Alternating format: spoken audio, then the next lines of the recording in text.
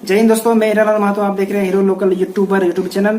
तो दोस्तों, SIS company बहुत बड़ी कंपनी है और ये बहुत जल्दी ग्रो कर रही है। ठीक है, तो इसका मतलब ये नहीं है कि हम 10,000, 12,000, 20,000, 30,000, 40,000 पैसा देके हम ज्वाइनिंग करें, क्योंकि बिहार से हमें कॉल आया था और उन्होंने हमको बोला कि भाई मैं 40,000 सुपरवाइजर का लग रहा है और वो मांग रहा है 40,000।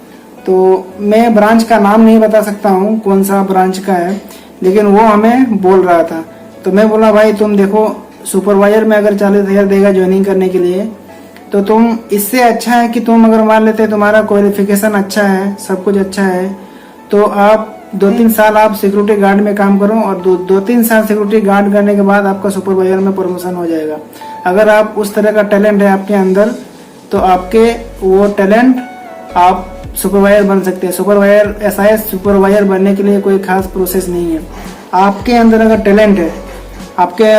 टैलेंट है, अगर आप कुछ करना चाहते हैं लाइफ में, तो आप सिक्योरिटी गार्ड से आप सुपरवाइजर बन सकते हैं। मैं भी गार्ड से सुपरवाइजर बना हूँ, तो ऐसा कोई बात नहीं है। आप अगर मान लेते हैं कुछ करना चाहते हैं लाइफ में, तो इतना पैसा मत दीजिए ज्वाइनिंग के लिए। 40,000, 45,000 मायने रखता है।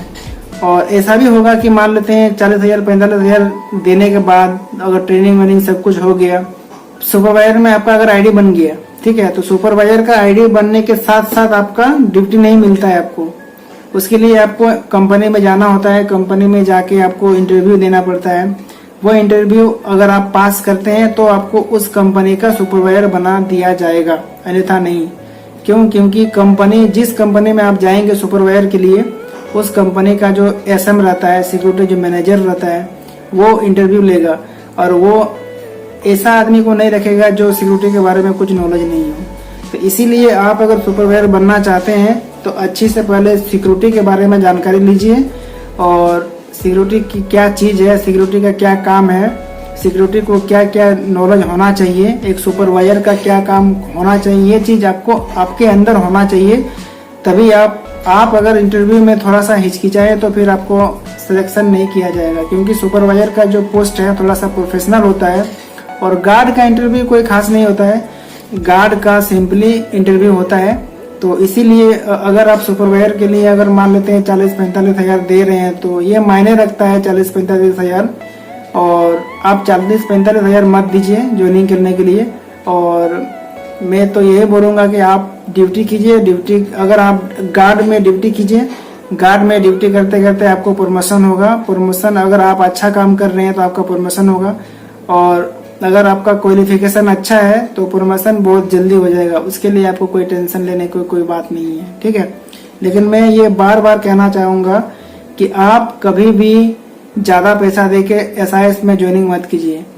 और अगर कोई चेन्नई में ज्वाइनिंग करना चाहता है तो टोटल 6,000 ज्वाइनिंग का गार्ड का लगता है, ठीक है, जिसमें से पहले 4,000 पहले लगता है, उसके बाद 2,000 बाद में जब सैलरी आता है उसके बाद।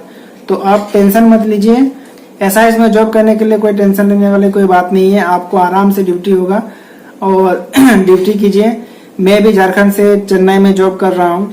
मैं 5-6 साल से लगभग यहाँ काम कर रहा हूँ, लेकिन कोई दिक्कत नहीं है, आराम से। हमें तो तमिल भी पता है, इसके वजह से मैं कंपनी का सुपरवाइजर भी बन गया हूँ। तो आप अगर मान लेते हैं चेन्नई में काम करना चाहते हैं तो सबसे पहले आपको लैंग्वेज पता होना चाहिए। अगर लैंग्वेज पता है तो आपको तुरंत सुपरवाइजर में प्रमोशन कर दिया जाएगा, तो टेंशन मत लीजिए। तो तब तक के लिए जय हिंद, जय भारत, वंदे मातरम।